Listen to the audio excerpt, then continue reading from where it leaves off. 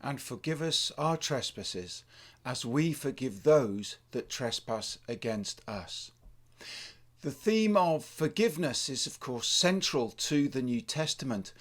If asked to reduce the Gospels to two words, then I think most of us would opt for love and forgive.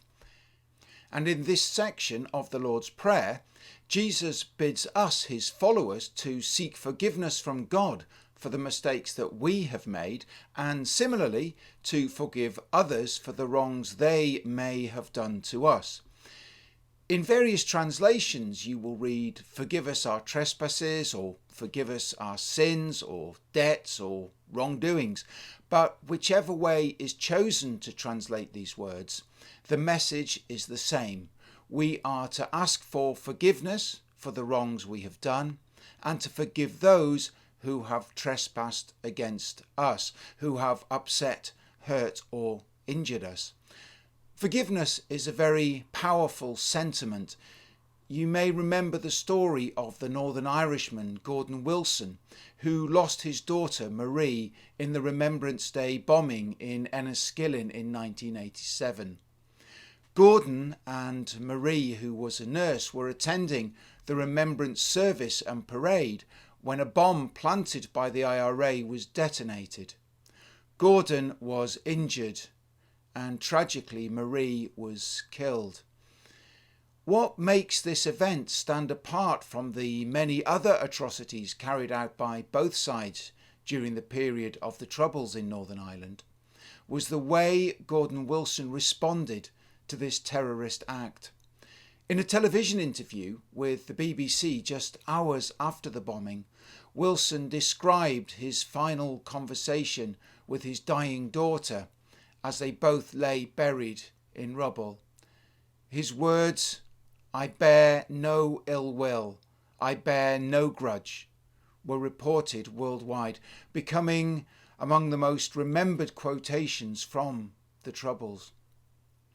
Whereas IRA attacks in Northern Ireland often resulted in reprisals by the loyalists, those on the other side of the argument, Gordon Wilson's calls for forgiveness and reconciliation came to be called the Spirit of Enniskillen.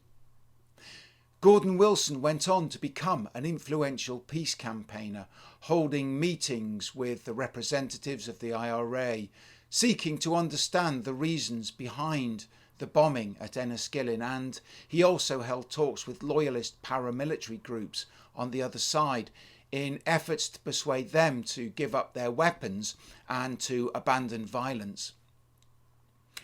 The events at Enniskillen have often been described as a turning point in the Troubles and the beginning of the process which eventually led to the signing of the Good Friday Peace Agreement in April 1988. Crucial to the change in attitude towards this sort of violence was Gordon Wilson's reaction to the death of his beloved daughter. He publicly forgave those who had planted the bomb and said he would pray for them. He also begged that no one take revenge for Marie's death and pleaded with loyalist paramilitary forces not to do so. As Jesus' disciples, we are called to ask for forgiveness when we've slipped up, made mistakes, offended or upset or hurt others, and to be reassured that God is all forgiving. But it doesn't end there. We are also called to forgive others. Jesus' message is straightforward. Those who have received forgiveness will eagerly forgive those who are debtors to them.